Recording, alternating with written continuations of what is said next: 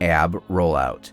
Kneel down with a Pilates ball in front of you and place your elbows on it. Slowly roll the ball in front of you to extend your body. Extend the body as far as you can without bending your spine. Your back should stay perfectly straight through the movement. When you reach your furthest point, roll the ball back while keeping the back straight. If the Pilates ball variation is too easy for you, you can try the ab wheel rollout. The same principles apply, but now you need to keep your elbows straight and shoulders stable too. Roll the ab wheel out as far as you can while still keeping your body straight and being able to get back to the starting position.